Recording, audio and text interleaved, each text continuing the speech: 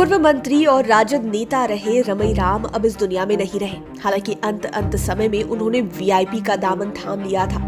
आज हम आपको रमई राम की जिंदगी से जुड़ी 5 प्रमुख बातें बताने जा रहे हैं। दिग्गज पॉलिटिशियन रमई राम का सियासी सफर वार्ड पार्षद से शुरू हुआ था। इन्होंने अपनी राजनीतिक पारी की शुरुआत 1969 में मुजफ्फरपुर नगर पालिका के चुनाव से की थी। तब इन्होंने वार्ड 13 से चुनाव लड़ा था। इसमें उन्हें सफलता मिली थी। हालांकि इनसे हारने वाले भी बड़े स्वतंत्रता सेनानी रहे थे। वार्ड पार्षद के चुनाव जीतने के बाद ये उसके महज 3 साल बाद ही पॉलिटिक्स की मेन स्ट्रीम में आ गए थे।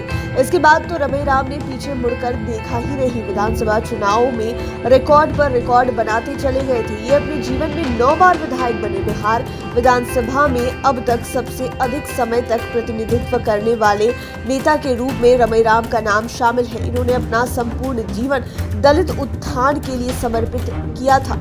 दलितों के बीच इनकी मसीहा वाली छवि थी। सबसे बड़ी बात तो ये है कि रमई राम ने ही कोर्ट में भी आरक्षण लागू किए जाने का मुद्दा उठाया था। इन्हीं की पहल पर बाद में अन्य राजनीतिक पार्टियों ने कोर्ट में आरक्षण की मांग पर अपनी आवाज बुलंद की। सबसे पहले कोर्ट में आरक्षण लागू करने की मांग को लेकर साल 1995 में मुजफ्फरपुर में आंदोलन किया था। इसके बाद इस आंदोलन को तेज करते हुए आरक्षण की आवाज दिल्ली तक पहुंचाई। वर्ष 2000 में दिल्ली के जंतर मंतर पर धरना प्रदर्शन भी किया था। बिहार पॉलिटिक्स में किसी परिचय के मोहताज नहीं थे रमई राम। अपने अंतिम समय में थोड़ा हाशिए पर चले गए, लेकिन व्यवहार के मामले में ये राजा थे। बिहार में सबसे लंबे समय तक विधायक रहने वाले रमई राम ने लगभग 40 साल तक विधानसभा का प्रतिनिधित्व किया। इन्होंने पहली बार 1972 के विधानसभा चुनाव में सफलता हासिल की थी। उस समय भी ये बोचहां से ही चुनाव लड़े थे। बोचहां तब भी सुरक्षित सीट थी। हालांकि 1977 के चुनाव में जनता पार्टी के उम्मीदवार कमल पासवान से पराजित हो गए थे। दरअसल 1977 का चुनाव इमरजेंसी के ठीक बाद हुआ था। उस समय जनता पार्टी की लहर थी। ऐसे में जनता पार्टी के उम्मीदवार कमल पासवान ने रमई राम को हरा दिया था।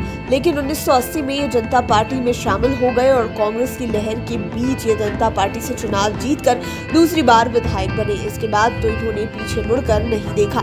1980 के बाद 1985, 1990, 1995, 2000, 2005 के फरवरी, 2005 के अक्टूबर और 2010 के विधानसभा चुनाव में ये लगातार विधायक बनते रहे। 2015 में इन्हें सफलता नहीं मिली।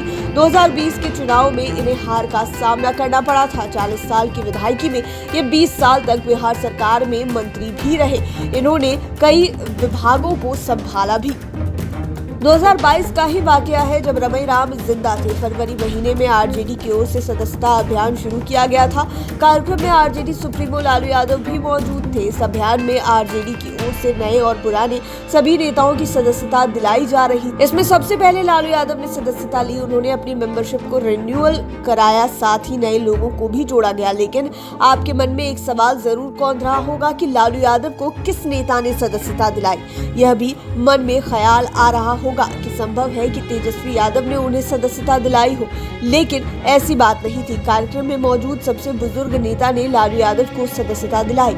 सदस्यता दिलाने वाले कोई और नहीं बल्कि रमई राम ही थे।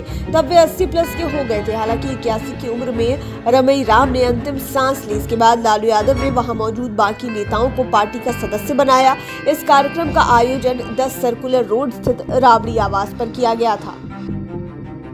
रमई राम अपने 20 साल के मंत्री कार्यकाल में नीतीश कुमार, राबड़ी देवी और जीतन राम मांझी की सरकारों में मंत्री रहे। इन्होंने कई महत्वपूर्ण विभागों में मंत्री पद की जिम्मेवारी संभाली थी।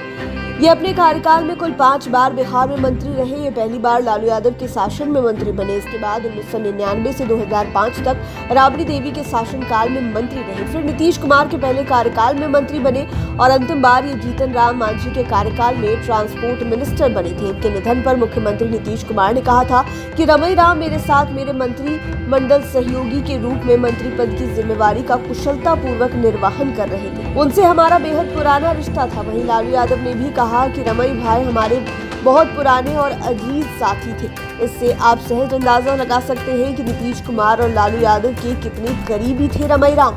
अपने लंबे और रिकॉर्ड कार्यकाल में रमई राम ने बोचहां सीट से 3 बार आरजेडी के टिकट पर, 1 बार जेडीयू के टिकट पर और 2 बार जनता दल के टिकट पर और 3 अन्य दलों के प्रत्याशी के रूप में विधायकी जीती थी। रमई राम भले ही 40 साल तक विधायक रहे, 20 साल से अधिक समय तक मंत्री के पद पर बने रहे, लेकिन अपने अंतिम समय में राजनीति के हाशिए पर चले गए थे।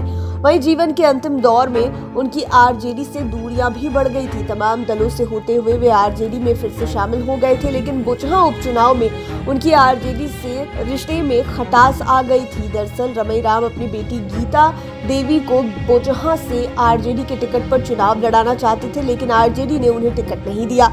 इससे नाराज होकर रमई राम अपनी बेटी गीता कुमारी के साथ मुकेश सहनी की पार्टी वीआईपी में शामिल हो गए। वीआईपी पार्टी ने गीता कुमारी को अपना उम्मीदवार बनाया। इस दौरान उन्होंने यह भी कहा था कि आरजेडी सुप्रीमो लालू यादव और पूर्व मुख्यमंत्री राबड़ी देवी ने उन्हें टिकट देने का वादा किया था, लेकिन तेजस्वी यादव ने धोखा दिया।